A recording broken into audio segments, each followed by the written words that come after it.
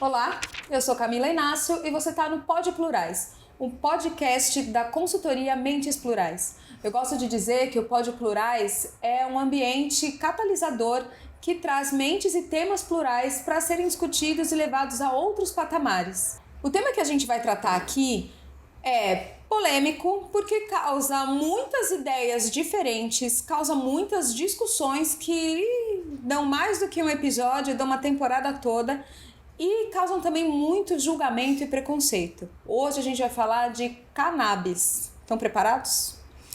Antes de eu abrir a mesa aqui, eu tenho 2 recados para dar. Primeiro, eu preciso agradecer a Ben & Jerry's. Quem acompanha o Pod há um tempo já sabe que a Ben & Jerry's está aqui com a gente dentro do estúdio. Trouxe para cá muito sabor, muito ativismo e muita euforia.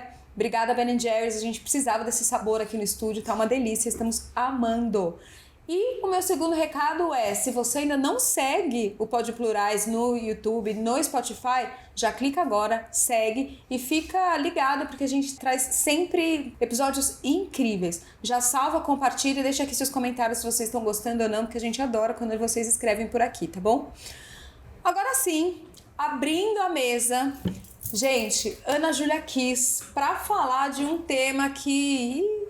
vai longe, vai longe. Muda os ares. Eu vou aproveitar para me audiodescrever e vou pedir para você fazer o mesmo antes de se apresentar. Eu sou uma mulher negra, tô sentada aqui com os meus cabelos Black Power bem para cima, são loirinhos meus cabelos. Tô com óculos de armação bem grande, dourada, sentada aqui em frente à mesa do pod, com uma camisa laranja, umas pulseiras e uma saia de babadinhos. Aqui à minha frente um microfone bastante característico de podcast, todo um cenário aqui bem acolhedor. Ana, vou pedir para você se descrever também e se apresentar. Quem é você dentro e fora do LinkedIn? Bem, minha audiodescrição, eu sou uma mulher branca de 38 anos, cabelos curtos, castanhos na altura da orelha, tô com um vestido que a parte de cima é branca, a parte de baixo é preta, tenho várias tatuagens, algumas aparecem, outras não. E tô com um sorrisão, tô muito feliz de estar aqui. E tem umas pulseiras que às vezes fazem um balanço aqui ao redor, tá? Bem, sou formada em administração de empresa e praticamente minha vida inteira eu administrei empresas. Então, nesse lugar genérico e amplo, minha carreira foi feita assim e... tive o privilégio de gerir a empresa da minha família, depois fazer a venda dessa empresa. Entrei no sabático e hoje eu tô na Umora, fundando a Umora. Então essa é a história, e depois a gente mergulha mais nisso, vai ter camadas e camadas. Mas a Ana Júlia fora do LinkedIn é mais legal. Inclusive é bem polêmico, minha foto no LinkedIn é eu de maiô. Não estou mostrando as pernas, tampouco parece que é maiô, parece que é um lindo body, mas já mostra que hoje eu me encontrei na minha pele e gosto muito de falar de quem eu sou fora dele. Não sou mãe, hoje eu estou solteira, né? A louca, oi, né? Vamos pôr na pista. Já deixa. Deixa na deixa. E sou tutora de uma Golden Retriever adotada, de hoje 12 anos, que é minha parça, minha loirona, eu brinco assim. Gosto muito de dizer que eu tô nômade, apesar de estar flertando com esse meu retorno de São Paulo aí, porque eu sou de São Paulo, mas faz 3 anos que fui para fora do Brasil, voltei do Brasil, fui para Bahia, fui para Montevidéu, fui para Brasília, só circulei, o carro tá com muito quilômetro. E também gosto muito de dizer que sou filha de cearense com húngaros, que é uma mistura raríssima. Eu brinco só meu irmão, que tem essa mesma mistura do que eu, porque não é todo dia que a gente encontra esse match. E eu falo que o Ceará me deu, acho que esse bom humor do Didi Mocó, desses outros lugares. E ao lado húngaro me deu esse lugar nômade, esse cigano, esse balangandã aqui que balança. E eu tenho bastante orgulho, tenho os 2 tatuados. Então, essa é a Ana Júlia fora, que faz essa nômade cheia de risadinha. Gente, amei essa descrição. Não, amei. Aí tem touro, câncer e Áries, sabe? Que é o lugar da jovem mística, aqui também cabe. Só melhora. Só melhora, Ana. Trabalhadora com coração. Ótimo. Ótimo. Olha só, nome recreativo. Maconha, beck, cigarrinho do diabo, cigarrinho de artista, liamba, erva danada, que mais? Ganja, né? Também, né? Chá. Nomes medicinais, THC, CDB, cânhamo. Cannabis medicinal. Cannabis medicinal. É isso. Hemp, né? Se a gente quer falar inglês. Bom, portas abertas agora, né? Chegamos. Chegamos Chegamos onde prometemos. Tá na mesa. Vamos lá. Olha só. Você fundou, como você disse agora, a Umora, que é uma assessoria para pacientes terem acesso a medicamento à base de cannabis. Como você chegou nesse mundo? Várias empresas ali administrando, sabático. Como você caiu nesse mundo? A história, ela é longa história, mas porém curta. Eu acho que quando eu tava na indústria química, né, que era a indústria que eu geria familiar, eu pensava muito em fórmula e pensava muito no brasileiro. Então eu fazia produtos sob medida para o mercado brasileiro, fazia cola. Então era cola para colar o rótulo do Dolinho, para fechar a caixa da Balduco. Então sempre tive um olhar muito pro brasileiro. Em 2017 vendi essa empresa, trabalhei para Americana, aprendi um monte, mas eu tinha um chefe homem e, dando dinheiro para americano, não tava entendendo mais nada do que eu tava fazendo com a minha carreira. Entrei num sabático em 2020, sem entender o que tava rolando em 2020. Foi um ano que eu entrei muito pra mim. E daí perdi 20 quilos, sou feliz por causa disso. E daí eu comecei a fazer altos conhecimentos e mudar a alimentação. E comecei a ter vários insights e me aproximei muito de startup. Eu acho que essas 3 partes da minha jornada, de ter minha própria indústria química, que é muito dura, ter trabalhado no mundo corporativo, depois ter ido para startup, quando eu fui montar a Umora, eu trouxe esses 3 pedaços. Mas o que me fez escolher a cannabis como jornada, eu acho que são dois lugares que de fato me tocaram muito. Eu vim de uma indústria que já era muito masculina, muito machista. E quando eu vi uma indústria inteira nova, que era a cannabis, me chocou muito ver uma indústria do zero com os mesmos vícios. Concentração de poder, predominância do mesmo estereótipo que a gente imagina. Gente que nem acredita tanto na cannabis, mas gera empresas que vai ganhar dinheiro em cima disso. E a gente ficava... E me questionava muito. Assim, uma indústria inteira nova vindo com velhos hábitos. E eu acho que parte do sucesso da minha indústria, na parte química, que é super raro ter tido uma liderança de mulher, é porque eu era uma mulher jovem, pra frente, tatuada, como eu falei. Então, primeiro aquilo começou a me dar um comichão de tipo, eu não acredito que uma indústria tão feminina, né? Porque a gente vai falar da flor, vai falar de uma planta, da natureza, da mangaia, né? Todo esse lugar muito etéreo, muito lindo, numa mão tão concentradora e replicando mais do mesmo. Isso me incomodou, porque eu já tava flertando pra como voltar pro mercado. E aquilo me deixou um comichão. E o segundo comichão foi que, de fato, assim como muitas pessoas, eu passei por uma história de ver a planta transformar a vida de alguém. Então, na época, eu tinha um parceiro que tinha uma doença autoimune, ele tinha a síndrome do Crohn, que é do intestino irritável. E em tantas tentativas, a gente veio com a cannabis como uma opção de tratamento. E a gente viu muita melhoria. Muita melhoria. E eu comecei então a estudar por que ele está se sentindo melhor. E daí quando você vê uma pessoa mudar de vida, ter mais qualidade, só de ter acesso a uma planta, você fala, gente, isso aqui devia ser acesso para todo mundo. Para todo mundo mesmo. E assim, tem muita gente na indústria que vem desse movimento civil de ter se comovido com a história. Seja uma mãe, seja uma cuidadora. Então, para mim, os 2 gatilhos de, por que é a cannabis, por que é a maconha, o que é esse segmento? É uma história particular. A gente pode chamar de qualquer jeito aqui, tá? Ai, ótimo, obrigada. Tá tudo bem, obrigada. Pode falar maconha. Ai, obrigada. Eu tô vendo que você tá... Não, porque assim, né, eu falei do higienismo, eu fico um pouco incomodada. Eu entendo que às vezes para navegar águas mais tranquilas, a gente vai chamar de cannabis medicinal, mas você abriu muito bem. É tudo a mesma coisa. E até todo usuário é paciente também, a gente discute muito isso. Todo uso recreativo é um uso medicinal. Então, eu acho que quando a gente começa a tirar esses véus e esses rótulos e trata um pouco melhor, você entende o benefício dessa planta. Então, eu ter visto alguém viver isso e ter visto que era uma indústria com muita predominância masculina, isso pra mim me moveu. Mas eu, por ser mulher, me reconheci nesse lugar de tipo, gente, eu acho que precisa de liderança feminina, é um assunto polêmico que a gente não quer deixar mais concentrador de poder, e uma história que me moveu. Então eu entrei e criei a Umora por esses dois lugares. Esses 2 pilares. É bonito ver isso, né, gente? Porque assim, uma pessoa que tem...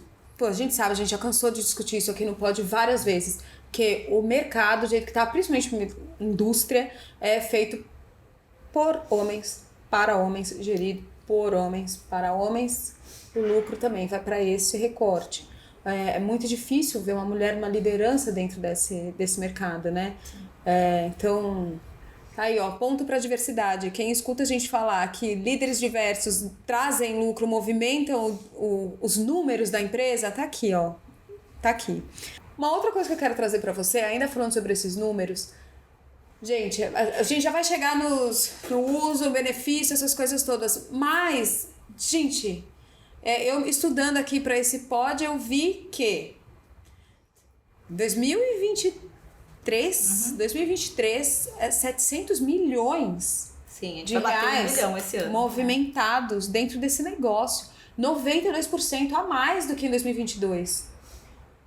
E assim, me corrija se eu estiver errada, mas eu tenho a impressão de que é um mercado ainda muito seleto. É para muito pouca gente. Não só numa questão de recorte, porque assim, o preço é muito caro. Não só por conta disso, tem essa barreira, mas também tem o preconceito. Sim. Que é uma barreira enorme. Então faz com que o público-alvo ali, os consumidores, os pacientes, sejam um número ainda mais restrito de pessoas. Como pode um número tão pequeno dentro da população, gente, gerar um negócio de tanto dinheiro assim? Como que é essa matemática e por que é tão rentável? Não, até pensando muito nisso, assim, primeiro que hoje um tratamento com cannabis medicinal pode custar de R$500 a R$2.500 por mês. Então, realmente não é um número factível. A gente sabe quanto é o salário mínimo aqui no Brasil, mas existe o SUS. Existe a judicialização, você pode pedir pro seu plano de saúde ou pro governo te bancar. Não existem caminhos. Mesmo assim, você ainda vai ter que gastar com um advogado para judicializar. Então, hoje, por causa desse preconceito, pela falta de crença nesses estudos, tudo ainda é muito dificultoso de alguma forma. Então, é caro e ainda é muito restrito. Ao mesmo tempo, assim, Camila, eu gosto de pensar que a gente, no Brasil, já somos 430 mil pacientes oficiais. Pacientes, não tô falando de mercado paralelo, ou coisas aí porque esse número é do uso medicinal, né? A gente sabe que o uso recreativo é uma outra construção matemática, que é um número que a gente nem... E esse é um número que a gente obtém, tanto pela Anvisa quanto pelas associações. A Anvisa a gente controla o que vem do importado e o que vem das associações. As associações cedem para a Anvisa o número de associados que estão comprando deles. Mas a gente sabe que tem gente que planta, mesmo por recreativo ou não, às vezes uma mãe planta e faz sua própria extração para dar o óleo pro seu filho. Então, assim, oficialmente somos 430 mil pacientes no Brasil, mas tem um potencial de pelo menos 7 milhões de brasileiros com patologias constatadas que a cannabis pode ajudar. Mesmo a gente entendendo que a cannabis é para todo mundo de alguma forma. Então, assim, é para todo mundo.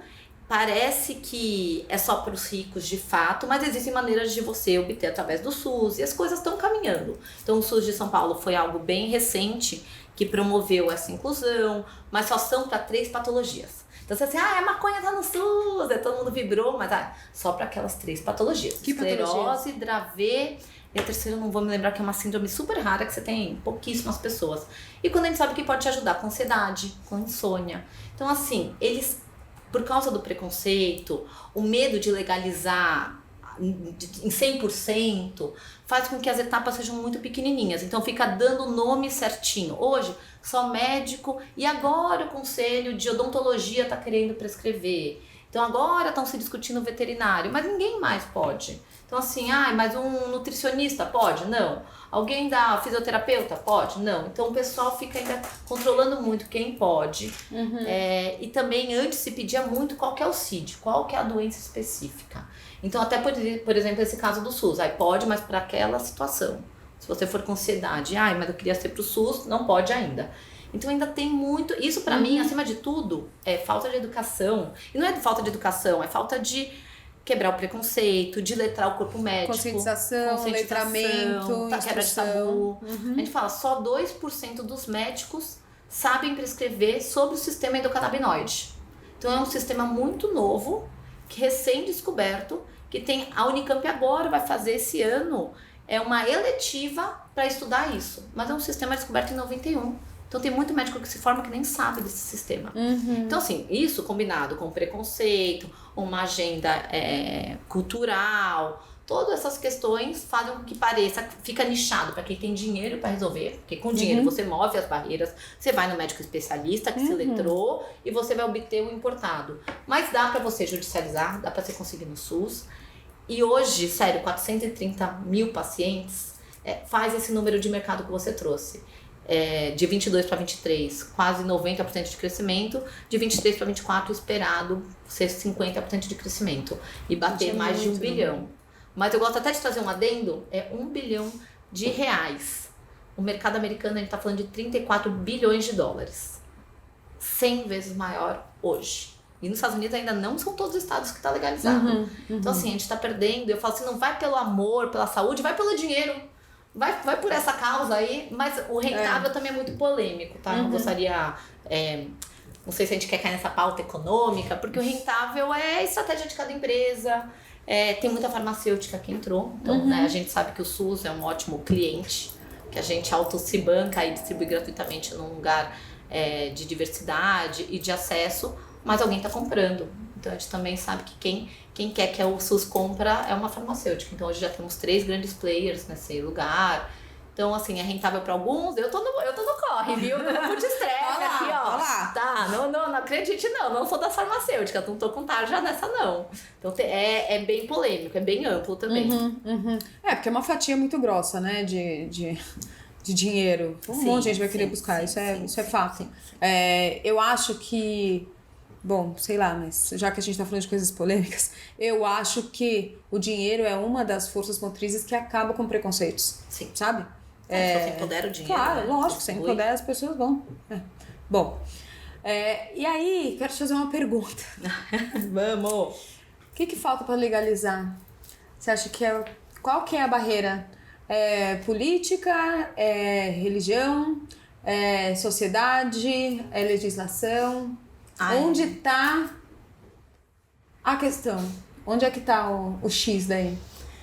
Eu vou no lugar mais assim, a pedra fundação é educação. Porque a educação vai quebrar tabu, a gente vai poder educar as pessoas, tipo, todo mundo tem um sistema dentro do seu corpo, queira ou não, independente do CEP, da cor, da religião. Todo mundo tem um sistema endocannabinoide. Todo mundo tem, todo mundo devia receber. Só educando a gente consegue falar isso. Só educando a gente consegue mudar leis, mostrando que isso é bom para todo mundo, que tem estudos. Só educando a gente consegue ter mais estudos técnicos. Então, para mim, essa é a pedra de tudo. Ao mesmo tempo, a gente viveu um mês de março muito louco para esse segmento da cannabis, que aí um dia a gente estava discutindo, tipo, bora descriminalizar e pôr uma gramatura onde difere as posses e os rótulos, quem é usuário, quem é traficante. 2 dias depois, a gente tá falando de uma PEC na Constituição pra dizer que isso é hiper ilegal, é um crime inafiançável. Deve ser assim, gente. Assim, o que precisa é a gente, com a educação, e educação é papel técnico, é papel de pessoas hiper importantes que estão estudando isso no corpo, é o papel da medicina, é um lugar de educação. Mas a gente passou por alguns anos atrás que a gente estava até questionando a medicina. Então, assim... Então, tá vendo? Polêmico, mas eu acho que educar educar a população para quebra de tabu, educar a questão médica. E eu só te trago a questão de educar, assim, Camila, porque hoje a gente vive um proibicionismo de 130 anos.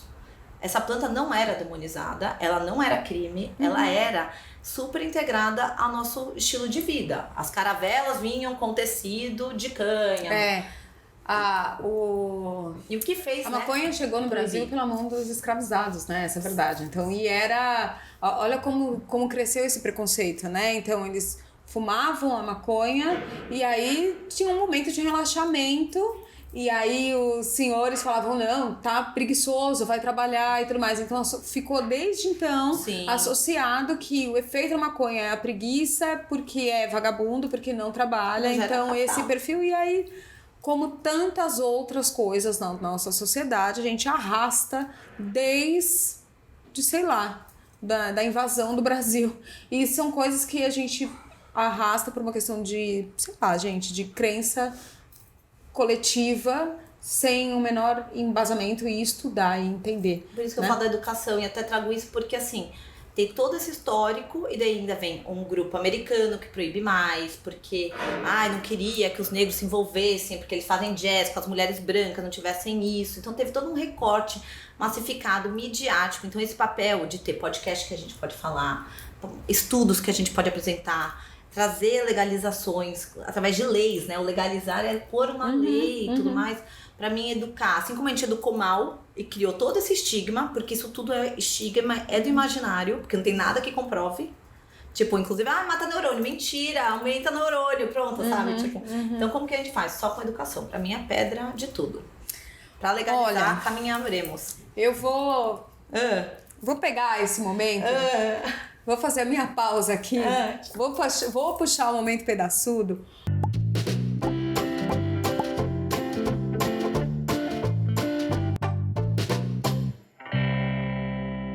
Eu vou puxar o momento pedaçudo, porque a gente pegou num momento de muito ativismo, que é essa parte de conscientização. Então, eu vou convidar você a olhar para a câmera e dar o seu recado. Gente, vocês já acompanham aqui o Pod, vocês já sabem, o momento pedaçudo é um momento oferecido pela Ben & Jerry's para a gente dar um recado importante, informativo, e é aqueles segundos de uma mensagem que todo mundo precisa ouvir. Vou deixar a câmera com você. Fique à vontade, eu vou aqui tomar o meu sorvetinho e a gente já vem pra continuar essa polêmica. Gente, precisava desse também, né? Pra dar uma acalmada e tudo mais. Mas acho que a deixa é que cannabis medicinal é pra todo mundo, né? Como eu falei, todo mundo tem esse sistema endocannabinoide. Não é só pra quem tá doente. É pra quem tem esse sistema, pra quem tem esse receptor. O sistema endocannabinoide é o maestro de tudo. Ele rege o nosso sistema nervoso central. Ele faz a homeostase, ele faz você estar bem, faz você estar em equilíbrio. A gente podia estar sofrendo faltas, assim, com a vitamina C, mas está sofrendo pela falta de fitocannabinoides. Então, a deixa que eu dou aqui é que cannabis é para todo mundo. Quebre seu preconceito, é bom. Sim, e não é sobre ficar barato, nada disso. Assim, a cannabis estava com a gente através de chá, de semente, de várias maneiras no nosso dia a dia. Vem que tá no nosso corpo. Vem, sim, vem. Não tenha medo. Não tenha medo. Abraço. Maravilhoso. Essa é a minha deixa. Ana, você falou uma coisa aqui, me traz aqui pra mesma página. Tá. A gente já sabe que a maconha não mata, o uso recreativo não vai matar os neurônios. Muito pelo contrário, depois de me corrija se eu estiver errada, tá? Bora lá. Mas depois de uma determinada idade, um nível de formação cerebral, aí o uso da maconha, ele gera novos neurônios, então ele amplia a sua capacidade, ele não reduz. Sim. Qual que é esse momento? Tô fazendo essa pergunta porque a gente tem um monte de gente que escuta não só esse pod, como tantos outros de várias idades. E, gente, uma coisa que essa internet é maravilhosa, faz a gente alcançar vários lugares e levar vários assuntos a vários patamares, como eu gosto de dizer. Só que é muito fácil as pessoas pegarem recortes e tirarem do contexto tudo o que a gente fala. Então, eu tô deixando bem claro aqui essa construção. A minha pergunta é para entender qual que é esse momento. Até que ponto do desenvolvimento, pra gente não ver crianças de 12 anos fumando maconha, até que ponto passa a ser algo que é positivo, considerando a maturidade da composição interna, né, de uma pessoa. Quando eu faço essa provocação que eu repeti aqui, todo mundo tem um sistema, então todo mundo tem um sistema que recebe os canabinoides. Primeiro, a gente produz canabinoides, então a gente tem moléculas muito parecidas com a da cannabis, que é a anandamida e o 2-AG. Então a gente já produz, tem no leite materno, a gente passa pro nosso bebê, isso já estimula. Porém, a gente necessita suplementar. Uma pessoa sem consumo. Sem consumo. A gente produz e está no nosso corpo. Por isso que existe esse sistema para receber. Por isso que essa planta está integrada com a gente há tantos anos. A gente não devia só ter proibido. Então a gente já produz, mas a gente não consegue se autonivelar. Assim como a gente tem vitamina C através da laranja, mas às vezes a gente fica com déficit e a gente toma lá um efervescente. Então todo mundo devia suplementar com fitocannabinoides, que são os canabinoides que vêm da planta. E a cannabis é a planta que mais tem os fitocannabinoides. Então vamos partir disso. A segunda coisa uma planta de cannabis tem mais de 125 canabinoides. Tem os super famosos, que é o THC, que é o psicoativo, que dá o barato. Tem o CBD, que é essa molécula que tá todo mundo, nossa, que incrível, que tira dor. Mas tem outros 123 e não para se descobrir. Por isso que eu sempre falo que a educação é a pedra de tudo. Que a gente tem que estudar mais e mais essa planta, porque talvez ela tenha mais. E daí um serve mais para relaxar, outro para dormir, outro para te dar foco. Hoje tem vários canabinoides e moléculas e fórmulas para isso. Então assim, tem muita coisa. O THC, que é o psicoativo, existe um consenso que por ele ativar seu cérebro, você não deveria fazer uso enquanto seu cérebro está em formação, porque o seu cérebro já está se ativando muito. Então isso quer dizer que até os seus 25 anos, se é um adolescente ou um jovem adulto, você ainda está em fase de formação e seu próprio cérebro está se autogerando e se fermentando e tudo mais. Então você não precisa fazer algo mais ativador. Mas a partir dos 25 anos, a gente tem um consenso como comunidade que você já pode fazer uso de produtos com THC e voltar a ativar seu cérebro. Até essa idade, não. Então, assim, acontece muito... com certeza vou dizer, você jovem, não fume até os seus 25 anos. Porque quando você fuma, é muito difícil você saber a procedência. E daí você não vai saber a concentração de THC, você não vai saber se é só CBD ou não. Isso vai te bagunçar, então não. Mas, por exemplo, tem muita criança com autismo, esclerose múltipla, doença, síndrome de Dravet. E dessas pessoas, essas crianças fazem uso sim de cannabis medicinal com o THC isolado.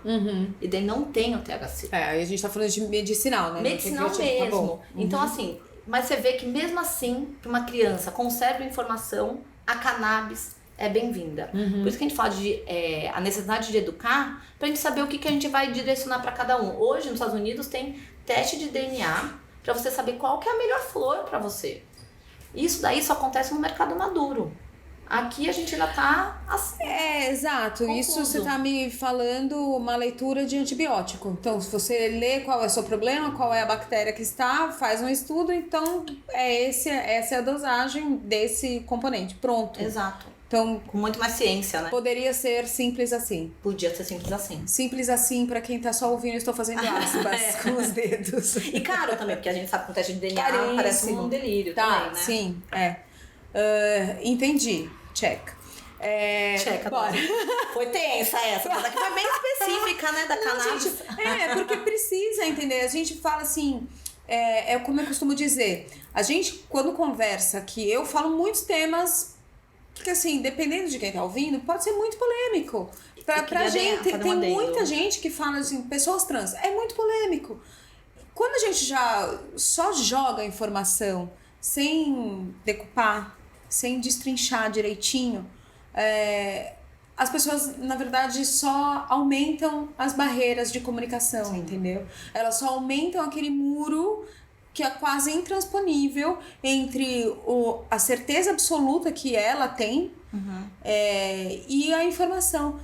Tudo bem você ter uma certeza absoluta, mas uma certeza absoluta não significa que você está correto. Sim. Né? Você pode mudar de opinião, você pode acessar outras E até queria adentrar, outras fontes, assim, por isso que eu trouxe dessa forma. Você falou até que a partir de que idade? Então, com certeza, a gente falou até os 25 não, com THC. Dos 25 em diante a gente tá tudo bem, vai te ajudar no cérebro. Com certeza, após os 50, sim, com o THC. Porque ele te ajuda muito na produção de neurônios de volta. Então, assim, doenças como Alzheimer, Parkinson, que são neurodegenerativas, reagem muito bem com THC. Porque voltam a regenerar essa parte. Então, assim, não é, só esse daqui não pode, esse daqui não pode. Então, tem patologias que o THC vai ser hiper benéfico.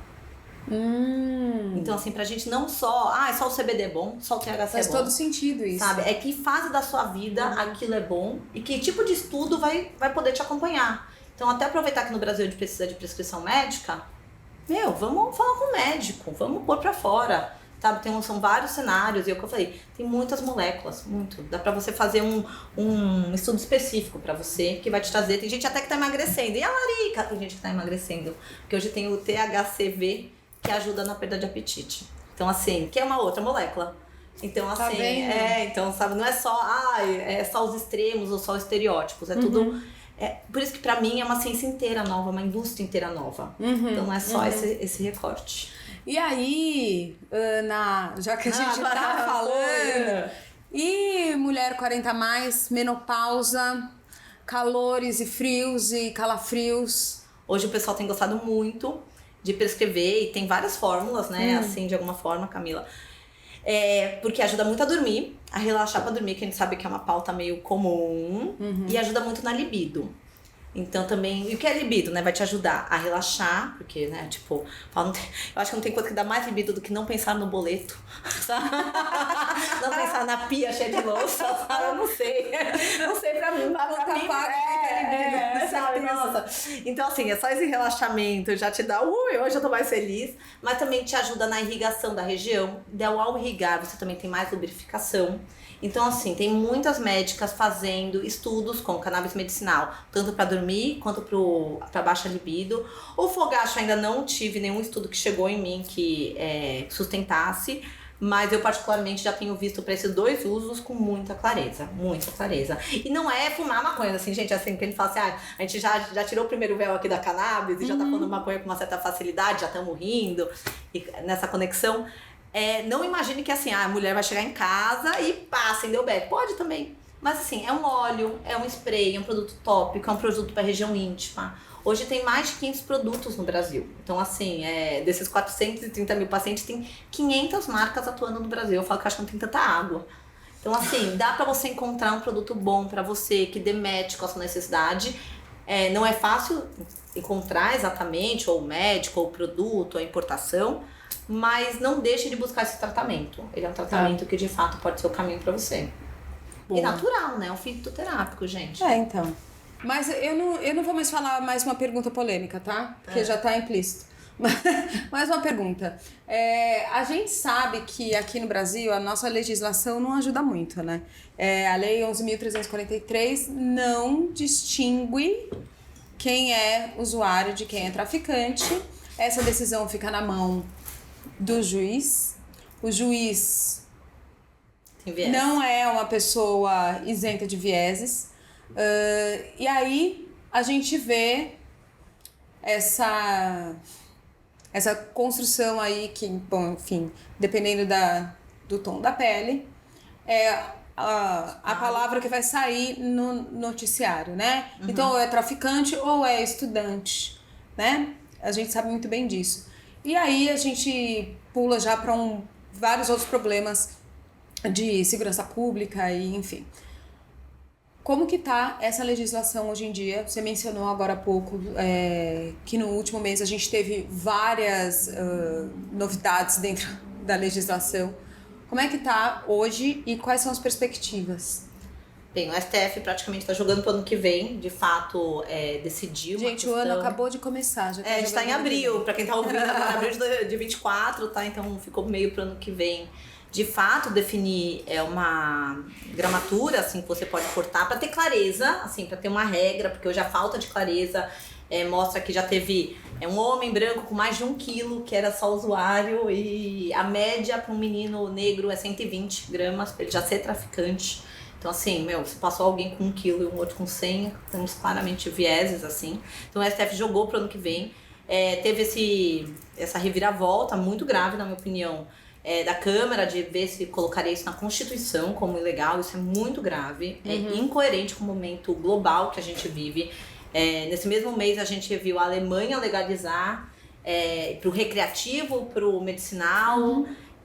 A gente vê Portugal há mais de 10 anos tratando todas as drogas descriminalizadas, então é um problema de saúde pública. Então eu não entendo como no Brasil em um mês ele estava quase colocando um número que é muito saudável pra gente pôr um pouco de borda e tirar esses vieses dos problemas estruturais que a gente tem no Brasil para quase ir para uma Constituição. Então isso é muito grave, fico muito preocupada. Gostei muito de uma frase que o Siddhartha trouxe, o Siddhartha Ribeiro, que é tipo, a gente tá perto, mas vai demorar. Então é muito estranho essa sensação, né? É um quase, mas muito estranho, assim, quase, assim, de, tá tão perto. Eu acho que foi uma das pautas que mais caminhou em 10 anos, né? Então faz 10 anos que no Brasil pode. Mas qual que é o cheiro? Então também, em paralelo, tem uma PL, a 399, que está discutindo o plantio no Brasil. Então a gente já também... A próxima pergunta era exatamente essa. A gente vê isso com um lugar próspero, porque a gente é um país do agro e é uma commodity agrícola, vamos falar num lugar assim, fora da medicinal, hiper rentável, muito mais do que soja, né? Então a gente tá falando de 9 vezes mais rentável do que a soja hoje, no atual momento. A China é o maior produtor do mundo, exporta mais de 50 bi de dólares, então a gente tá... 50 bi é o que a gente exporta de carne no Brasil, que a gente é o maior produtor do mundo, então assim, quanto de dinheiro a gente tá deixando? Então a PL 399 é um caminho mais agrícola, de grande escala, commodity para o Brasil. E se a gente vê populações indo pelo dinheiro, com certeza a gente vai também movimentar o outro lado, sabe? É fácil. Te respondi, Camila, não te respondi nada, né? Eu só te dei um monte de dado do que eu tô vivendo. A cada 3 dias muda. A cada 3 dias você acorda e assim, uma notícia em algum lugar, e uma pane. Mas assim, Deus. quando for ao ar o episódio, você vai comentando embaixo. Gente, olha, data, atualização. Porque não dá pra... Ou então a gente vai refazendo esse bate-papo. E até porque assim, é uma pauta de cultura, infelizmente, de valor, de ciência, e cada uma parece estar num ritmo, a gente tá totalmente fora da dança, do compasso. Então tem uma lei que tá caminhando. Eu também gostaria de destacar que nesse atual governo tem um conselhão, que tem pessoas da cannabis medicinal levando a pauta. Tem a Patrícia Vilela, que é uma pessoa super importante, que é uma líder nesse segmento, estava na ONU palestrando sobre a importância da descriminalização global. A ONU está considerando tirar a cannabis da lista de drogas, porque também entende que mal classificou. Então, assim, não tem um modelo perfeito, não tem um timing perfeito. Parece que estamos caminhando, mas tem dias que parece que é só uma sambadinha no lugar, assim, sabe?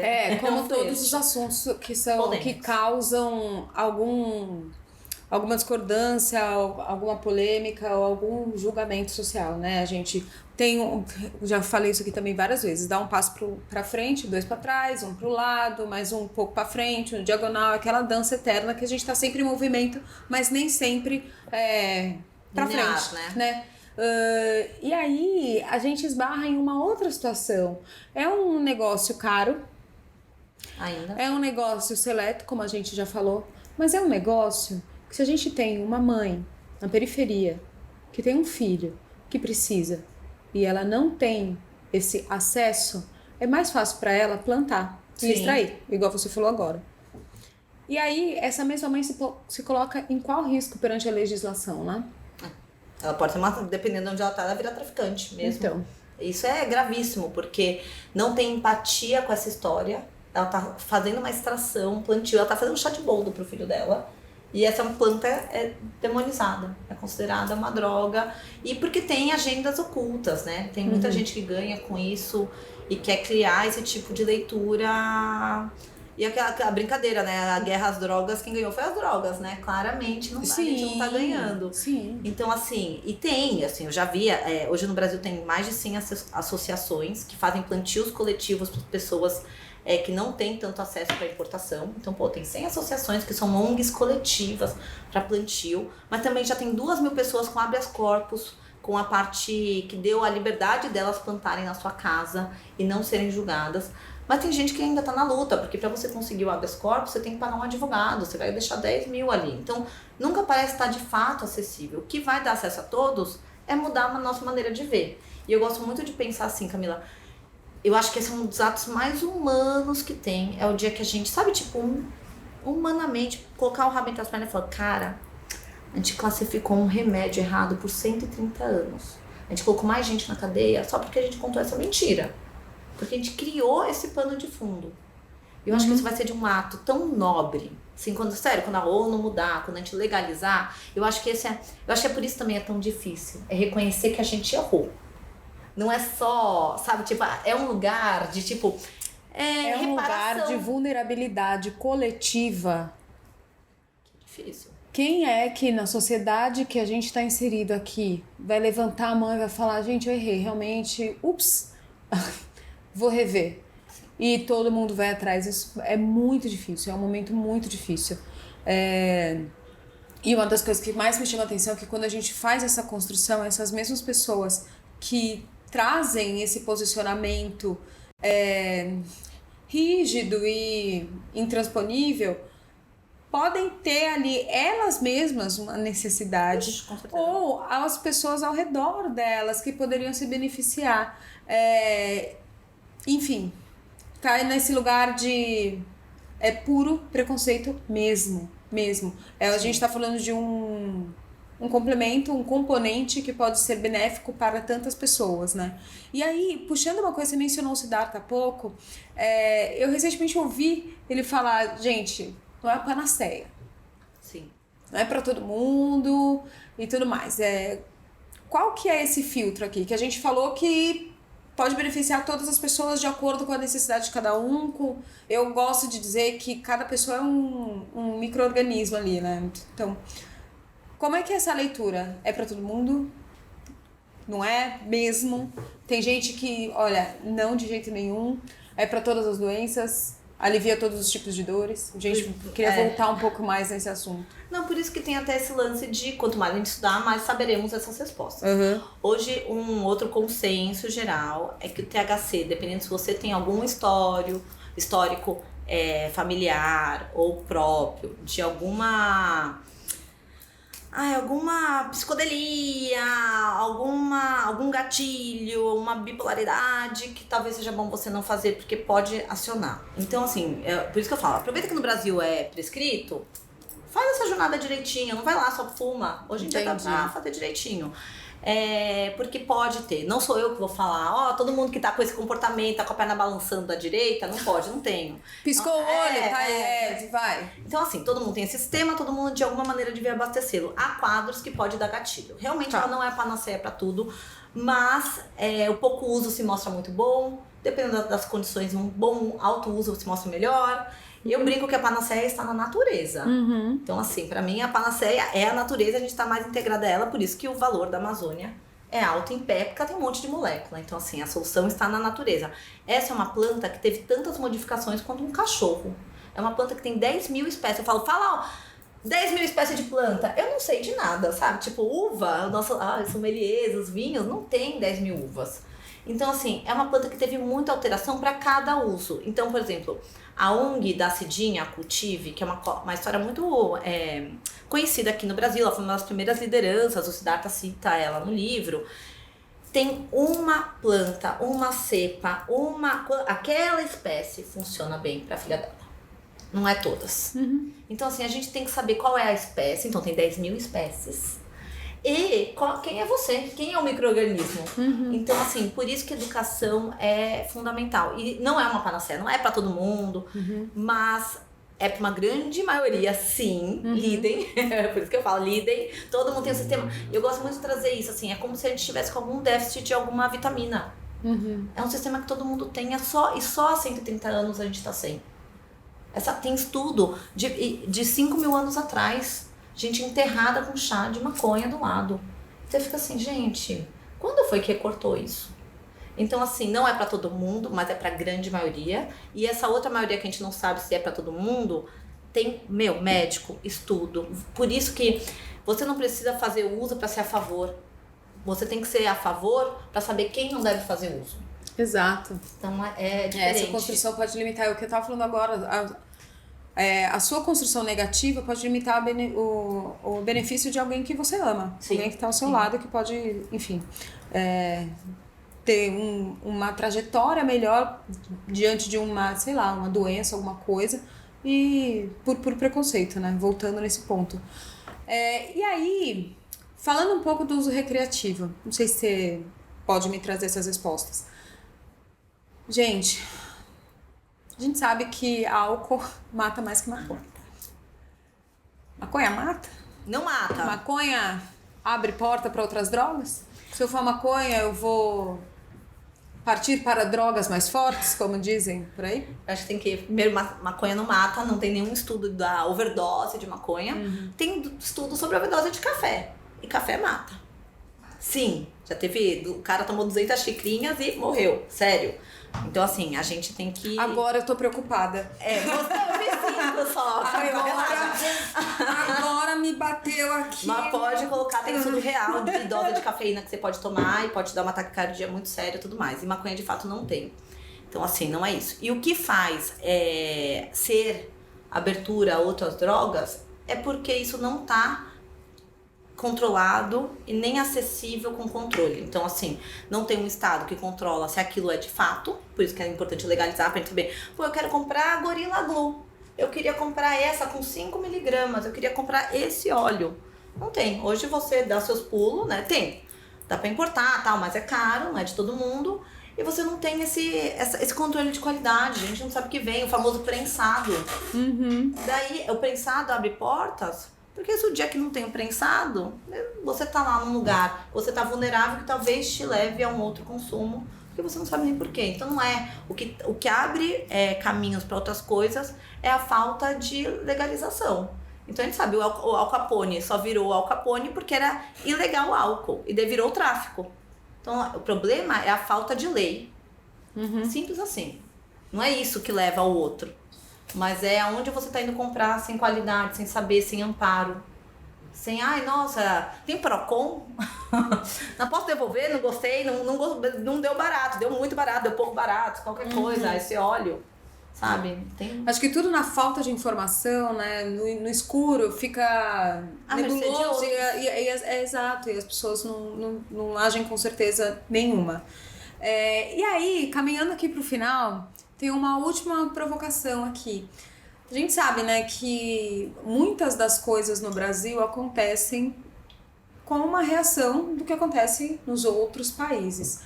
Claro, sempre países ou europeus ou Estados Unidos, né? Isso não é segredo para ninguém. Você acha que a movimentação que a gente já conversou aqui agora há pouco, nesses lugares, pode favorecer essa movimentação aqui dentro? Eu comentei assim pra mim, Ana Júlia, né? Pior que está, não fica. Eu acho que a gente caminhou muito. É o que eu falei, a pauta progressista que mais caminhou. Estamos chegando, tá acontecendo, então acho que realmente. Mas eu também provoco que todo mundo que é a favor dessa tese vire um paciente. É um ato civil virar um paciente. Você vira uma estatística. Você dá força para isso acontecer. Então, para mim, a pauta da cannabis só entrou no Brasil por atos de mãe que contrabandearam para resolver o problema dos seus filhos. Ou cuidadoras para cuidar dos seus pais, ou dos seus avós, ou seja o que for. Então, assim, o ato civil move. E lá fora, é o que eu também brinquei, assim, se não vai pelo amor, vai pelo dinheiro. Porque a gente tá falando de indústrias de bilhões, números muito altos, que são alternativas não só à medicina, mas alternativa ao combustível fóssil, alternativa de limpeza de solo, alternativa de proteína. A cannabis é a segunda proteína vegetal que mais te dá proteína pro corpo. Então, né, nessa alteração toda que a gente tá tendo de veganos, ou gente que tá questionando o consumo de carne até pelo aquecimento global, a gente pode ter proteína da cannabis ou tecido, porque o processo do tecido do cânhamo é muito melhor do que o de algodão. Então, é um lugar tem que virar um movimento civil e tem que se inspirar. Então, sempre, todo mundo quer, vira paciente porque a gente vira estatística. 430, vamos virar 1 milhão. Para estudo. Mais estudo, mais gente querendo, a gente mostra pro governo o que a gente quer. Quem tá disposto, mesmo com esse gasto, com esse processo cansativo, que mesmo assim a gente Cansado também. Cansado, tem que né? Assim, né? E eu acho que quando a gente vê modelos lá fora, eu acho que a gente pode se inspirar. Não existe modelo ainda perfeito. Eu gostaria só de fazer, como a sua pauta também traz muita diversidade, e a gente aqui falou de preconceito racial, eu acho que qualquer legalização que tiver que entrar aqui no Brasil, a gente tem que falar de reparação. Então tem um modelo em Nova York que é muito legal, que as primeiras lojas de cannabis legais em Nova York tinham preferência para ex-detentos negros e latinos que tinham vindo por causa disso. Então, assim, se você foi preso por causa de cannabis, agora você vai ganhar dinheiro por causa disso. Então, uma maneira de reparar é fundamental. Então, para mim, já que eu sou uma mulher branca, como falei isso na minha audiodescrição, sei que estou ganhando dinheiro com isso, mas sei que tem gente preta sendo presa no CEP, né? Lutando pelo filho. Por isso também. Então tem que trazer essa pauta. Tá, importantíssimo. Sim. É isso. Meu Deus, passou, né? Passou. Tá vendo? Não foi ruim, não foi tão perigoso. Nem esperava. Foi ótimo. Passou que a gente nem viu. Falta alguma coisa? Não, acho que não. Ficou alguma coisa descoberta nesse ponto? Não, acho que eu falei, virem pacientes todo mundo. Saibam que tem empresas que estão aqui para facilitar o acesso, que te encontram médicos que saibam prescrever, te encontram produtos, tem o SUS, dá para plantar, sabe? Não é tão difícil. Ele é bem fora de comprar uma água, ele não é tão fácil quanto comprar uma água. Mas se você acredita nisso, vê os estudos, passou por esse letramento, essa educação, quer fazer parte desse movimento, vem que dá, super dá. É isso. Uau, sucesso, hein, gente?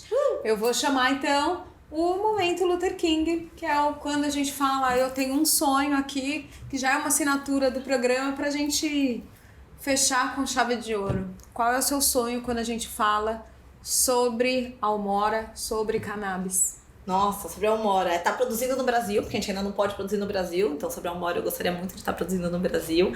Tá levando esse lugar mais do que doença crônica, bem-estar. Pra mim, a cannabis acima de tudo é bem-estar. E pra cannabis é que a gente trate isso além do medicinal. Acho que isso aqui é uma indústria, é uma tecnologia da natureza muito mais ampla, assim. Eu falo, não tem planta tão versátil, não tem planta que dê tecido, papel, tijolo, assim, e alimento e saúde. Eu falo, a banana não faz tudo isso, gente. Meu Deus, vamos defender isso aqui que é melhor. Então, não vejo a hora de cannabis ser uma coisa que a gente tá plantando, todo mundo, normal, em casa, fazendo seu chá, mas também tendo campos gigantes que a gente possa tirar papel, ter campos também na permacultura misturada, que reestabelece, porque aqui ia ser incrível. Então, não vejo a hora disso estar sendo só plantado, sem a gente estar controlando, sabe? Só devolver a natureza, porque é de onde ela é. Então, acho que é isso. E do nosso corpinho também. Tá vendo? Benefícios múltiplos. Sim. Acho que o que gente, eu toda vez faço esse roteiro e ponho o momento pedaço do olha, o momento Luther King. Eu não tinha pensado na minha resposta. Deixa eu pensar agora, depois de ter te ouvido durante ao vivo. Quem sabe faz ao vivo. Eu acho que depois de tudo que a gente conversou aqui, o que eu almejo é que, gente, o preconceito não coloque abaixo mais um negócio que pode ser rentável e que pode salvar vidas e que, sabe, não são vistos com seriedade por uma pura crença limitante, sabe? Eu gostaria de ver as pessoas se questionando e falando, tá, então me falaram que não. Tá, mas por quê? Sabe criança na fase dos 3 anos? Por quê? Por quê? E por quê? Então perguntem, vão entender. Não repitam uma frase feita só porque sim. Entendam, né? Acho que é esse o...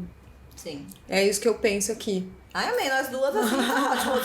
Se der esses 2 sonhos, fechou. Tá vendo? Amei.